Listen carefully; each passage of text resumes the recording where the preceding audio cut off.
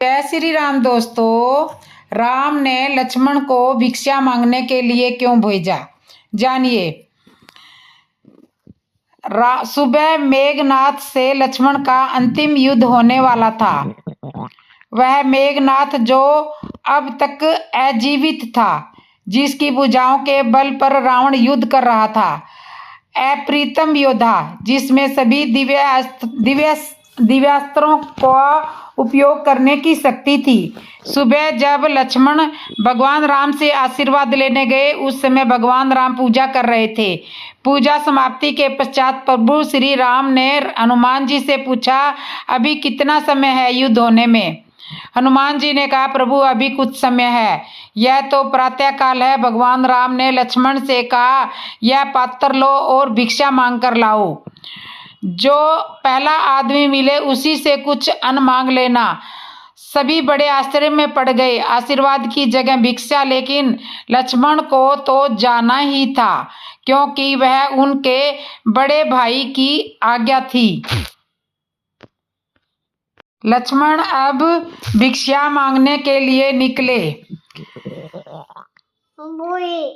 तो उन्हें सबसे पहले रावण का एक सैनिक मिल गया। आज्ञा अनुसार मांगना ही था। यदि भगवान की आज्ञा न होती तो लक्ष्मण उस सैनिक को नहीं मार देते, उस सैनिक को वहीं मार देते, परंतु वे उससे भिक्षा मांगते हैं। सैनिक ने अपनी रसद से लक्ष्मण जी को कुछ अन्न दे दिया। लक्ष्मण ने वह अन्न लाकर भगवान श्री राम को अर्पित कर दिया। इसके बाद भगवान राम ने उन्हें आशीर्वाद दिया, विजयी भव। भिक्षा का मर्म किसी को भी नहीं समझ में आया, पर कोई पूछ भी नहीं सकता था। बस यह प्रश्न सबके अंदर ही रह गया। फिर भीषण युद्ध हुआ। अंत में मेघनाथ ने त्रिलोक की अंतिम शक्तियों का वार लक्ष्मण पर चलाया। ब्रह्मास्त्र, पाशुअस्त्र, वैष्णव अस्त्र, इन अस्त्रों की कोई काट ही नहीं थी। लक्ष्मण जी ने सिर झुकाकर इन अस्त्रों को प्रणाम किया। सभी अस्त्र उनको प्रणाम करके वापिस चले गए। इसके बाद राम का ध्यान करके लक्ष्मण जी ने मेघनाथ पर बाण चलाया। वह हंसने लगा। देखते ही देखते मेघनाथ का सिर कटकर जमीन पर गिर गया और उसकी मृत्यु हो गई। उसी दिन संध्या काल में भगवान श्री राम शिव की आराधना कर रहे थे। भगवान राम ने लक्ष्मण को सुबह भिक्षाटन हेतु को भेजा था। यह प्रश्न तो सभी के मन में प्रश्न ही रह ही गया था। तो हनुमान जी ने कहा, प्रभु आप आज्ञा दे तो एक प्रश्न पूछूं। भगवान ने अनुमति मिलने पर हनुमान जी ने पूछा, प्रभु वह भिक्षा का मर्म क्या था? भगवान मुस्कुराने लगे और बोले, मैं लक्ष्मण को जानता हूँ, वह अत्यंत क्रोधी स्वभाव का है, लेकिन युद्ध में कोई भी क्रोध विवेक से नहीं जीता जाता।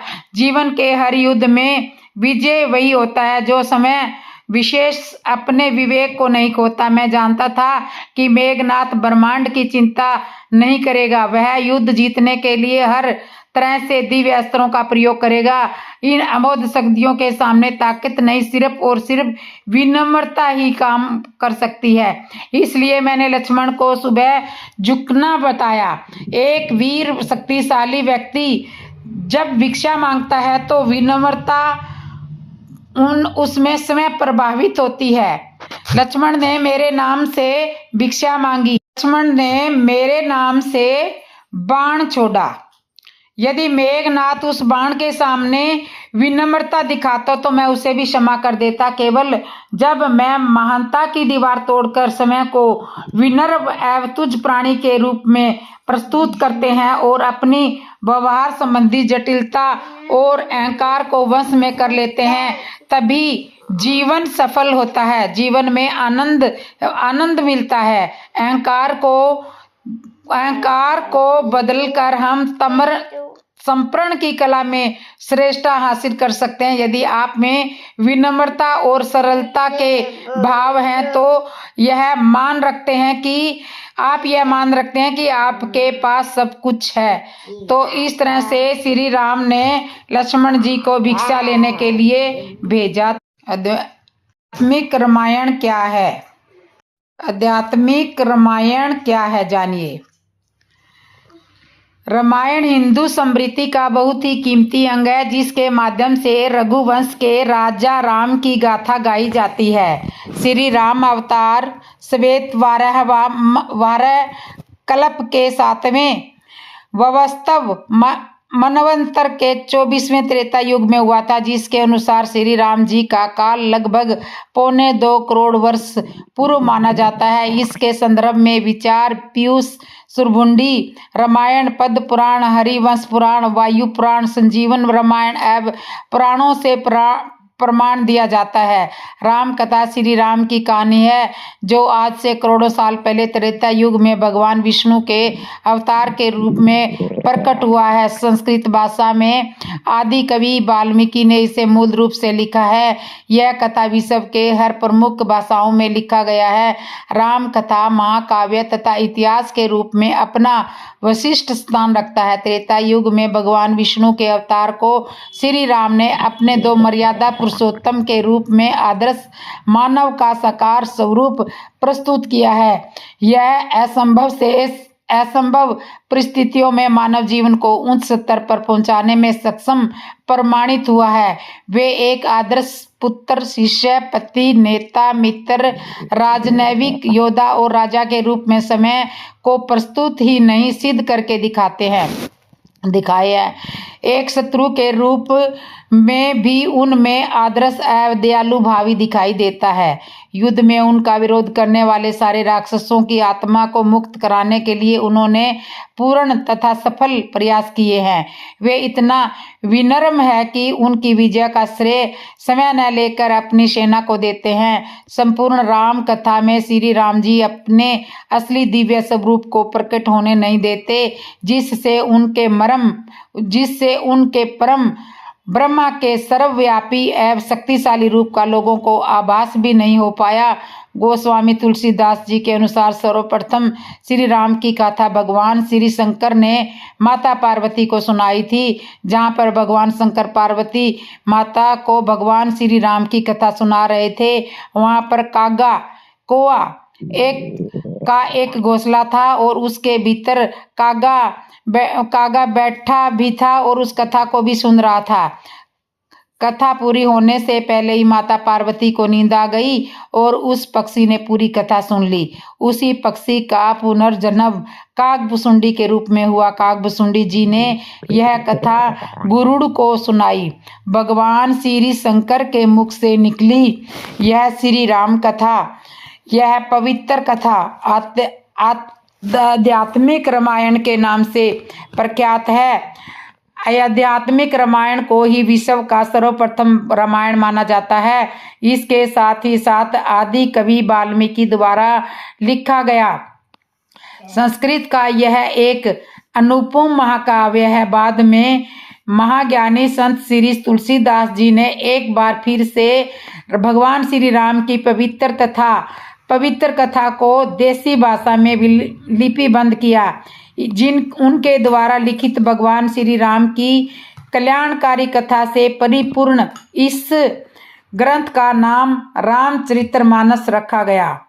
शास्त्रों के अनुसार भगवान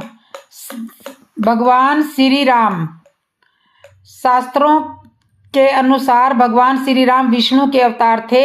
इस अवतार का उद्देश्य मृत्यु लोक में भगवान मानव जाति को आदर्श जीवन के लिए मार्गदर्शन दिखाना था।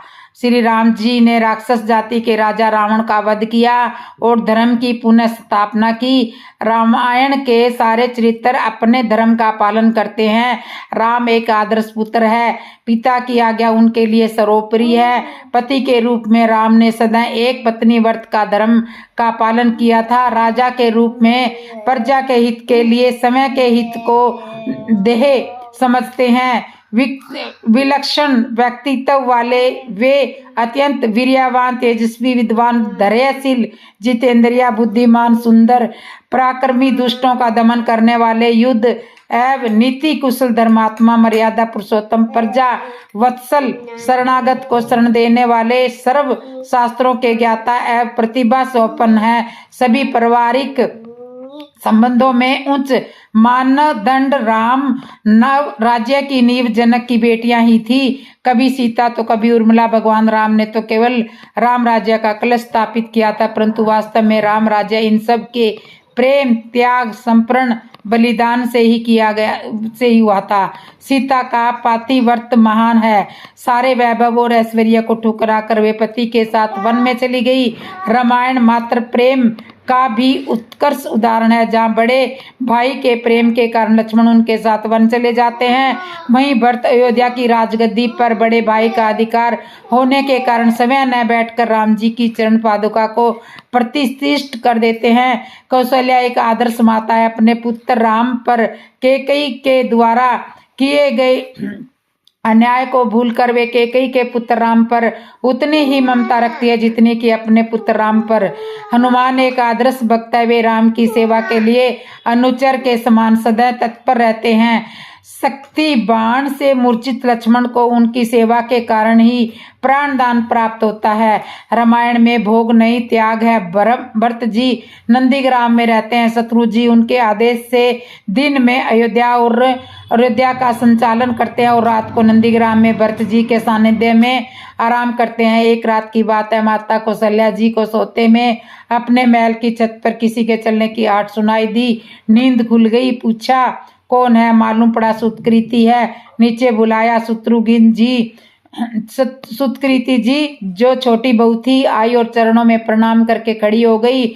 माता कौशल्या ने पूछा, सुतकृति इतनी रात को अकेली छत पर क्या कर रही हो बिटिया?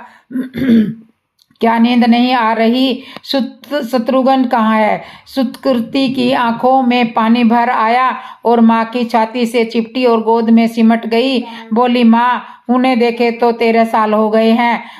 कौशल्या जी का हृदय कांप गया। तुरंत आवाज लगाई, पालकी तैयार हुई, आज शत्रुघ्न जी की खोज होगी। माँ चली। अयोध्या जी के जिस दरवाजे के बाहर भरत जी नंदीग्राम में तपस्वी होकर रहते हैं, उसी दरवाजे के भीतर एक पत्थर की शिला है। उसी शिला पर अपनी बाह का तकिया बनाकर शत्रुघ्न जी लेटे हुए मिले। माँ सिराने बैठ गई। बालों में हाथ फिराया तो शत्रुघ्न जी की आंखें खुली तो देखा सामने माँ है। उन्होंने मुख से अचानक निकला, माँ। वे उठे और चरणों में गिर पड़े। आपने क्यों कष्ट किया? मुझे बुला लिया होता। माँ ने कहा, शत्रुघ्न यहाँ क्यों? शत्रुघ्न जी की रुलाई फूट पड़ी। बोले, माँ भैया राम जी पिताजी की आज्ञा में वन में गए और भैया लक्ष्मण जी उनके पीछे चले गए। भैया भरत जी नंदीग्राम में है तो क्या ये महल के सारे रथ, ये राजसी वस्त्र विधाता ने मेरे लिए ही बनाए हैं? मैं ही रघुकुल को कलंकित करने को रह गया था क्या? माता कौशल्या जी निरंतर रह गई। त्याग की प्रतियोगिता यह राम कथा है। यह भोग की नहीं, त्याग की कथा है। यहाँ पर त्याग की प्रतियोगिता चल रही है और सभी प्रथम है, कोई पीछे नहीं रहा। चारों भाइयों का प्रेम और त्याग एक दूसरे के प्रति अद्भुत, अभिनय और अलौकिक है। रामायण जीवन जीने की सबसे उत्तम शिक्षा देती है। भगवान राम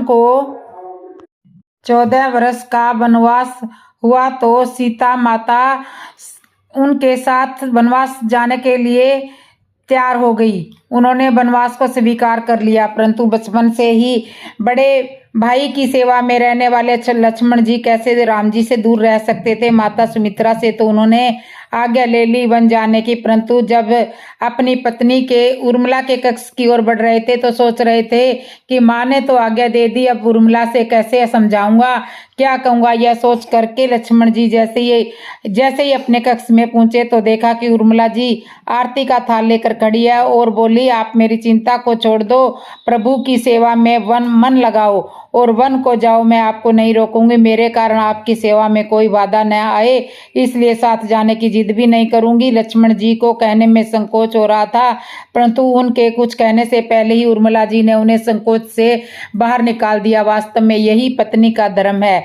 पति संकोच में पड़े उससे पहले ही पत्नी उसको मन की बात जानकर उसे संकोच से बाहर निकाल दे। लक्ष्मण जी चले गए, परंतु 14 वर्ष तक उर्मिला ने एक तपस्विनी की भांति कठोर तप किया। वन में भैया भाभी की सेवा में लक्ष्मण जी कभी सोए नहीं थे, परंतु उर्मिला ने भी अपने महलों के द्वार कभी बंद नहीं किए थे और सारी रात जाग कर उस दीपक की लौ को बुझने नहीं दिया था। मेघनाथ से युद्ध करते समय जब लक्ष्मण जी को शक्ति लगी थी और हनुमान जी उनके लिए संजीवनी का पहाड़ लेकर लौट रहे थे, तो बीच में अयोध्या में भरत जी ने उन्हें राक्षस समझकर बाण मार दिया था और लक्ष्मण जी नीचे गिर गए थे।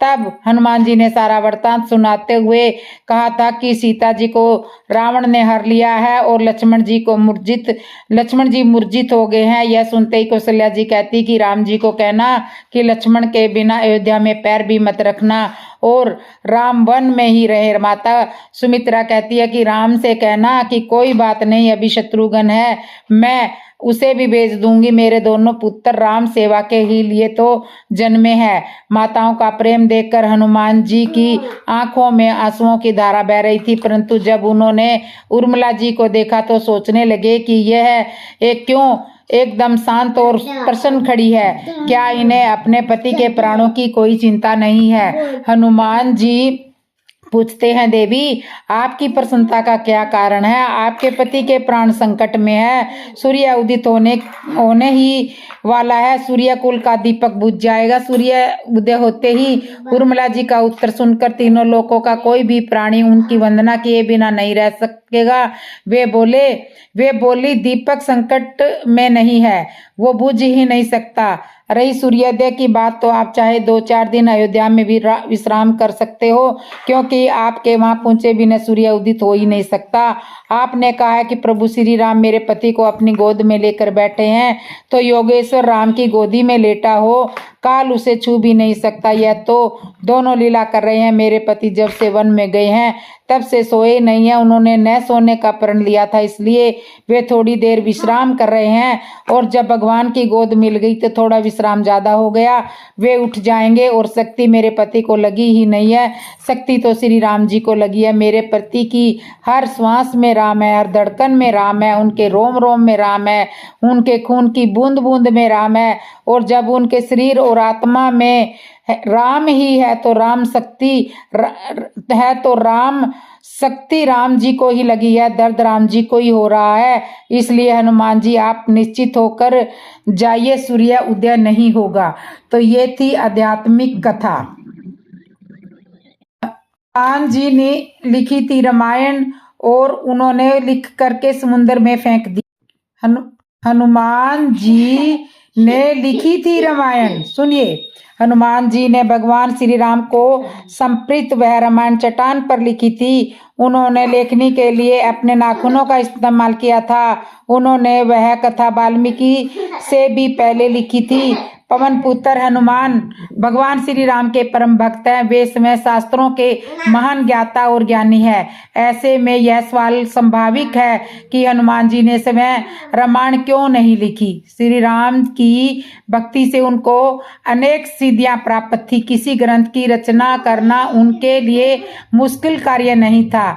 यूं तो श्री राम पर अनेक रामायण लिखी गई है, परंतु इनमें सबसे ज्यादा 2 प्रसिद्ध है। एक वाल्मीकि रामायण रचित रामायण और दूसरी तुलसीकृत रामायण मानस रामचरितमानस। कहा जाता है कि सबसे पहले हनुमान जी ने ही रामायण लिखी थी, लेकिन बाद में उन्होंने वह समुद्र में प्रवाहित कर दी थी। उन्होंने ऐसा क्यों किया था?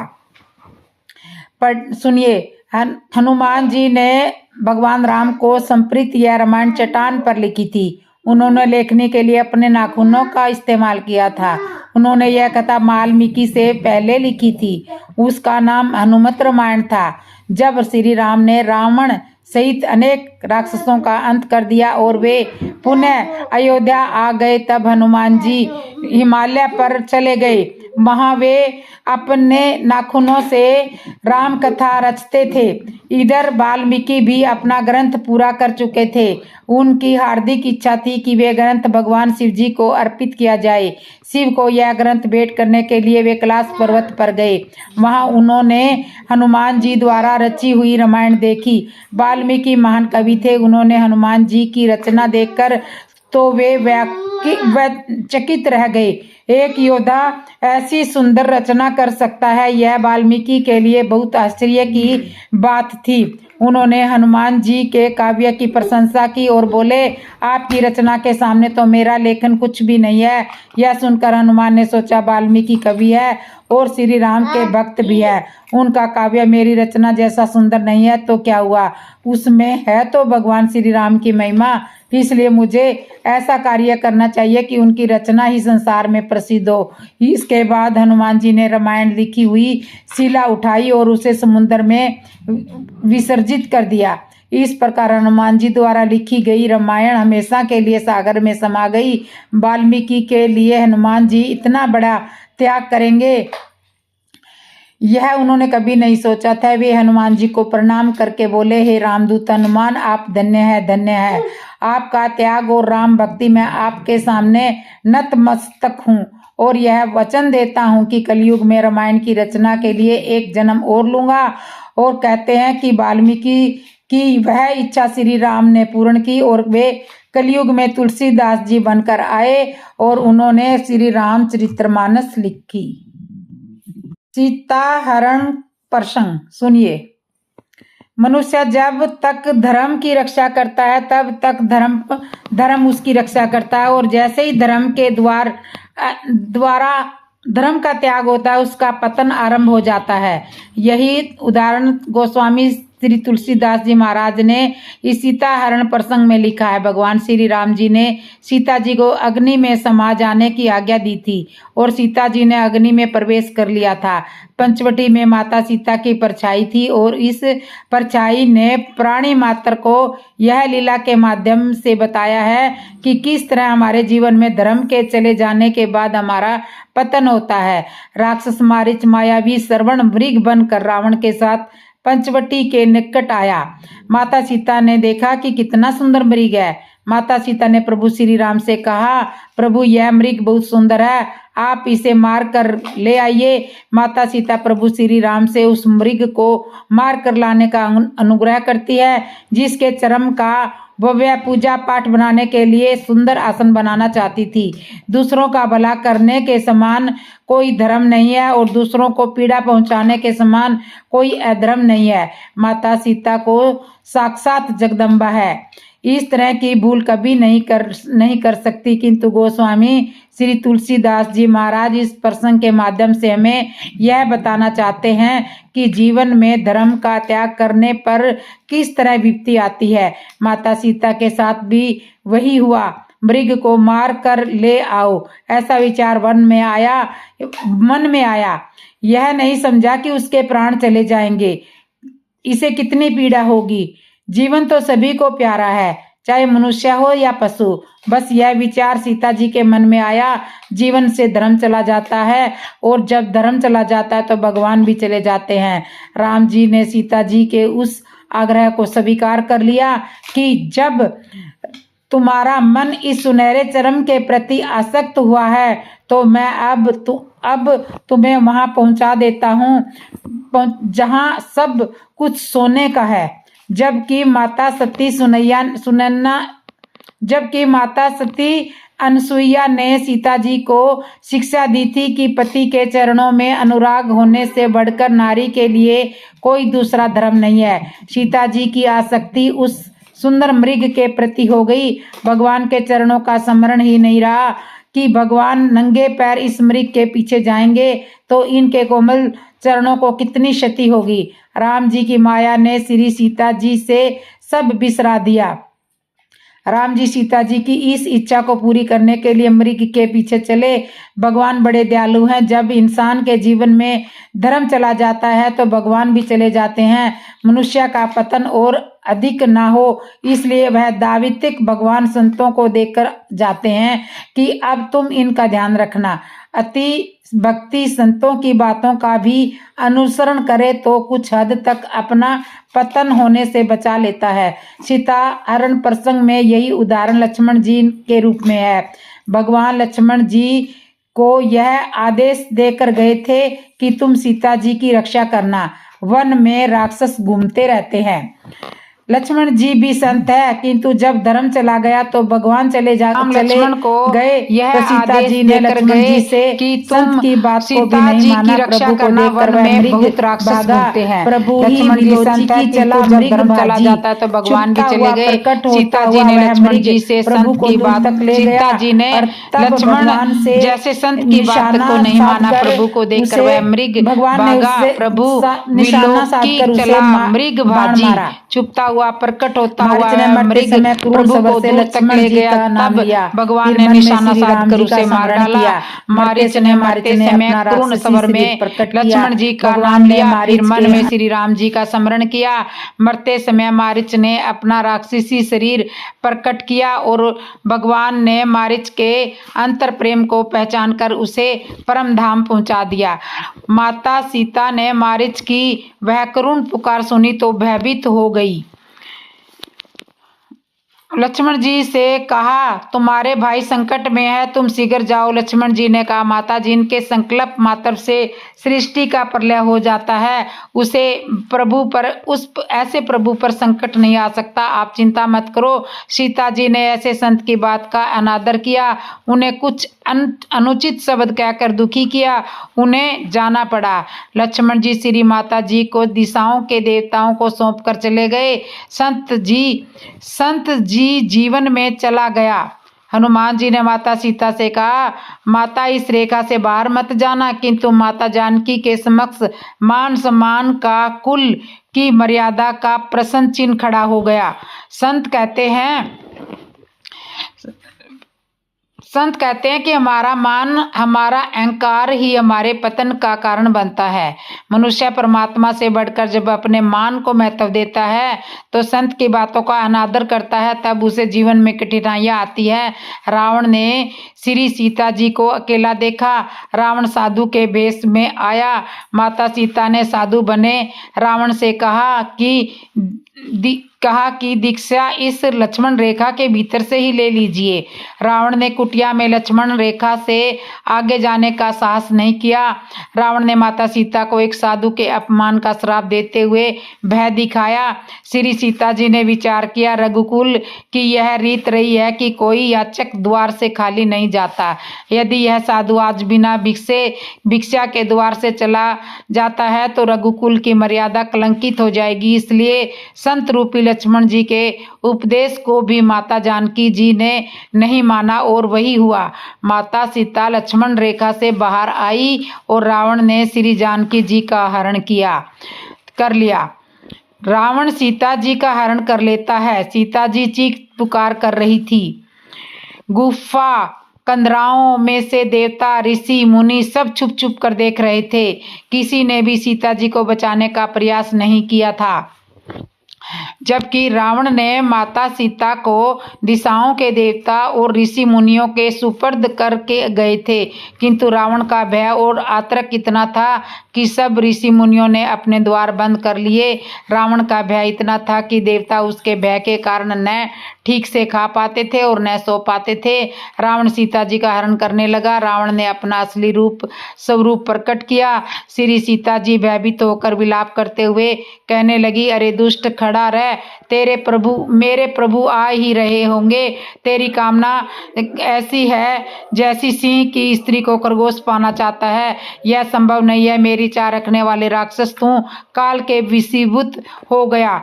तो दोस्तों, कैसे लगी मेरी ये कथा? अच्छी लगी हो तो कमेंट में बताना। जिसने मेरे चैनल को सब्सक्राइब नहीं किया, सब्सक्राइब करना, लाइक करना, कमेंट करना और बेल आइकन बटन तो जरूर दबा लेना। और कथा को शेयर भी किया करो और नोटिफिकेशन को ऑन कर लो। कमेंट में जय श्री राम लिखो लो और कथा को पूरी सुना करो, तभी पूरा ज्ञान रस मिलेगा भगवान के नाम का। तो एक बार जोर से जयकारा लगा दो। जय श्री राम दोस्तों। बोलो, आप भी बोलो बुलबुल। जय श्री राम दोस्तों। जय श्री राम दोस्तों।